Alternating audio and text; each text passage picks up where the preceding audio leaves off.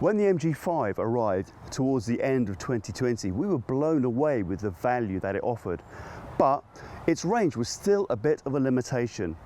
Now MG has brought out a new long-range version with a bigger battery for just £1,400 more. Is this the new budget EV specialist?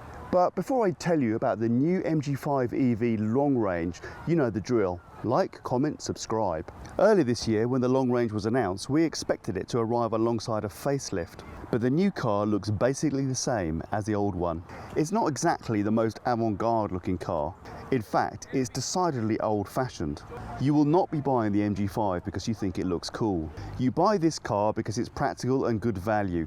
This is still the only electric estate car on the market. One external improvement, however, is that these roof rails are now actually rated to carry a load, actually 75 kilograms. It really annoyed people that with the original car it had the rails, but they had no rating, so you couldn't effectively use them. The big improvement, however, is that the battery has now been upgraded from 52.5 kilowatt hours to 61.1 kilowatt hours. The motor is still the same 154 brake horsepower. The other new addition is MG Pilot, which is MG's new package of safety and assistance features, but we'll go into that a bit later. The 16-inch alloy wheels are the same as before and standard on all cars. There are also the same two trim types, the Basic Excite and the Exclusive, for £2,500 more. The Excite still includes front and rear electric windows, sat-nav, cruise control and a parking camera. The Exclusive trim adds leather style seats with the front ones heated, electric driver's seat adjustment and rain sensing wipers. The basic paint colour is white, but for £545 extra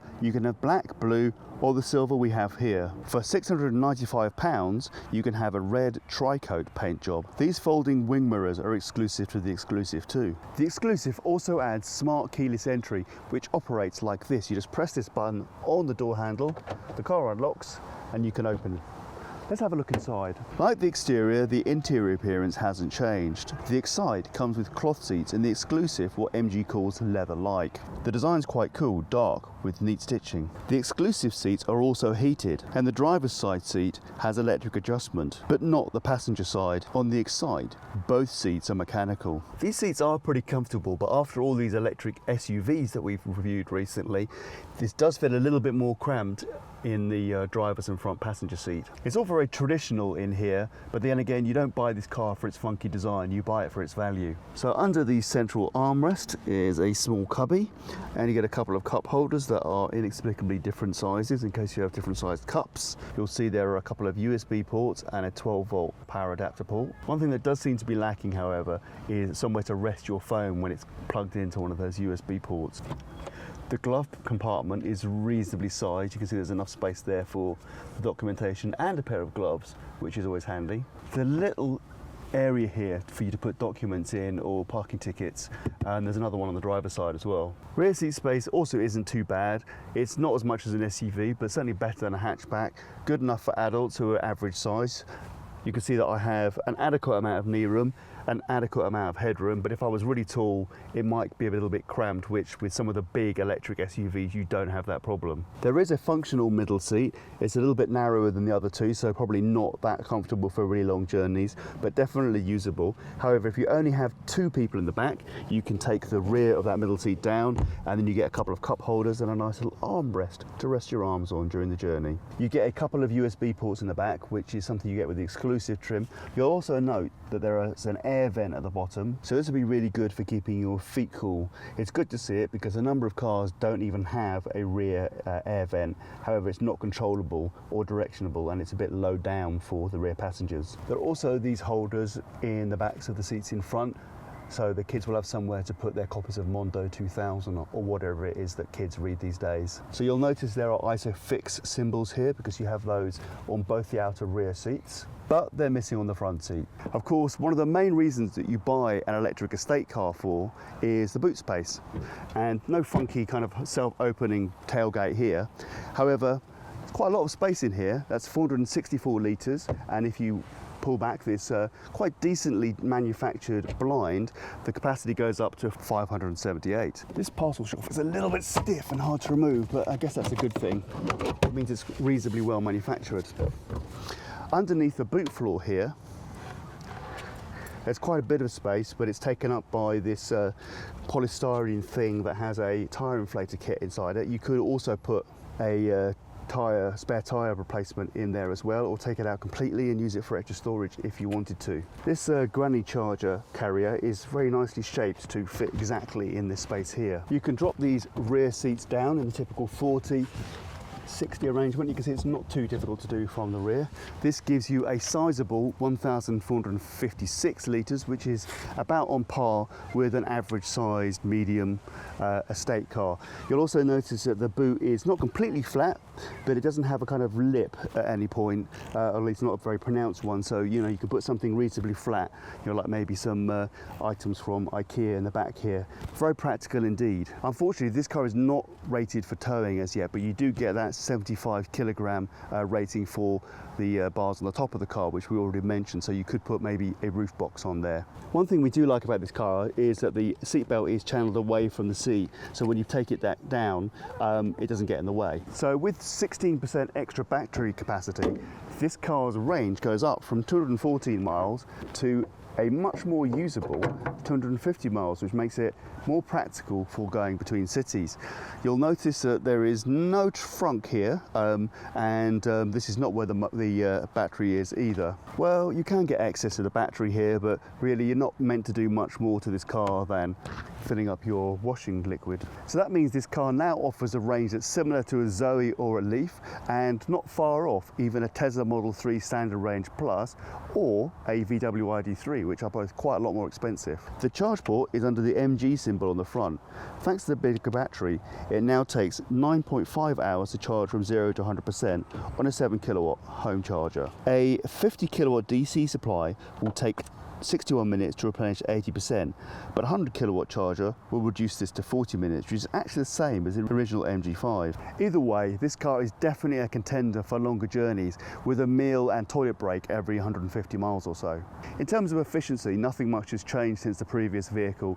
You're still getting around 4.1 miles per kilowatt hour, which equates to about 3.4p per mile if you manage to find a 14p per kilowatt hour supply, which obviously doesn't exist anymore. The MG5's physical controls haven't changed at all since the original car. There's a physical start-stop button to turn the system on. The steering wheel is conventionally mostly round, at least, and on the left-hand side you have buttons for controlling volume and picking up the phone, and on the right hand side you get a button for the voice control, and these are buttons for controlling the menu on the dashboard. There's a left-hand side stalk for the lights, and underneath is a stalk for the cruise control, which is adaptive on all cars, and you get a right-hand stalk for windscreen wipers. As you can see, the dashboard display is very conventional, with an actual speedo dial on the left and a real dial showing engine power or braking regeneration on the right. You also get a battery percentage on the left. The middle section is an LCD panel with digital speed readout and various contextual information which you can cycle through with the buttons on the steering wheel. The drive modes are operated with this rotating knob, with left for reverse, right for forward, and neutral in the middle, and the button on the top for park. There is a separate parking brake, but you don't need to use the switch for that, as it goes on and off automatically as you select and deselect park. Next to the electronic parking brake is the auto hold option button. The three switches above the drive mode knob let you choose between eco, normal and sport motor power modes. The curve switch is a posh name for regenerative braking, so you can go up and down with 3 different levels of regenerative braking. There's still this third switch on the right, but it's not labelled battery anymore and still doesn't seem to have any function whatsoever. Above this is a full set of controls for the air conditioning, which has an auto mode with the exclusive trim. This is quite easy to adjust when driving. It's only single zoned, however. Another area that has no noticeable change is the 8-inch media control display. It's functional, and all trim levels include a sat-nav and DAB radio. It supports both Apple CarPlay and Android Auto too, so you could use your phone instead, but only with a wired attachment. The interface is somewhat sluggish, as you can see there, particularly if you go to the sat-nav. If we click on that, you'll see it takes a considerable age to get the sat-nav up and running. Loading navigation,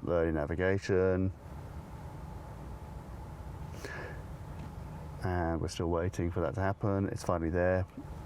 Click that button and there you go. It's not a bad sat nav.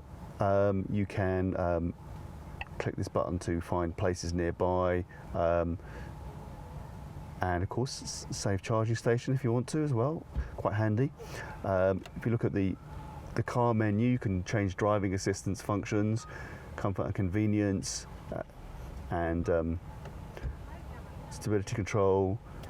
This car also has battery heating now, which you can turn on all the time, which is improved fast charging. Could be handy if you need that on a longer journey, and reset to factory mode. And there's a few additional setup functions here, which allows you to pair your phone via Bluetooth. As we said, you can turn off RDS and configure how that operates for your DAB radio.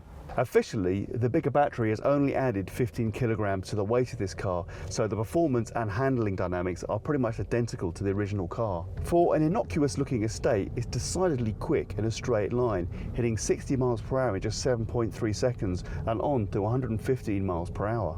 Delivery is actually pretty smooth and torque steer is minimal. With the curve switch, you can vary the fierceness of the regenerative braking to suit start-stop in city traffic or smoother speeds when travelling down a motorway. The suspension is soft and compliant, so this is more of a comfortable drive than providing any kind of thrills. But given that this is a family car, you're more likely to want comfort rather than dynamics. It feels perfectly fine at motorway speeds, which is reassuring given that this is the most capable car yet from MG for motorway driving and longer distances. The other big addition with the MG5 EV Long Range is MG Pilot, which adds a host of extra safety and assistance features. This includes active emergency braking with pedestrian and cycle detection. There's lane departure warning and keep assist. You get traffic jam assistance, which gives you that patience-saving stop and go ability in gridlock. There's also intelligent speed limit and high beam assistance. The original M5 already had some level of cruise control, but both level trims of the Long Range get an adaptive variety. The reversing camera is available on all models, but we'll look at that later. Advanced safety features was an area where the original MG5 was behind other cars. So it's great to see that the Long Range has caught up somewhat, although it still lacks blind spot detection. Strangely, the MG5 still doesn't have an NCAP safety rating, but all the new safety tech bodes really well for that. The original MG5 was just about the best electric deal on the market, and the Long Range takes that to another level. Even though the UK plug-in grant has dropped a bit, the basic MG5 is still available for just 25 grand, and the Long Range version still only starts at 26.5 including the grant. That's incredible given how much more practical this car is than an entry-level Zoe, for £1 less. That was for the Excite trim. The Exclusive costs a fiver below 29,000. You can pick up the basic ID3 with a little bit more range for £600 less, but that's without any options chosen. So in other words, this is the best value EV you can currently buy. The warranty is good too. That's for 7 years and 80,000 miles, and that includes the battery, although MG doesn't state what capacity that's for. All versions of the MG5 are an insurance group 32, which is a little on the high side, but not extortionate. So let's have a look at how that reversing camera works. Put it in reverse, and you can see it's pretty clear, and I haven't lined it up very well, so I'll probably have to go in and out again. But very useful, perfectly functional. The MG5 EV Long Range takes electric driving that little step closer to the mainstream. No, it's not yet that 20 grand hatchback with 300 miles of range that we've all been waiting for. But it does have great range for the money and is immensely practical. It's a total EV bargain. You know the drill. Like, comment, subscribe.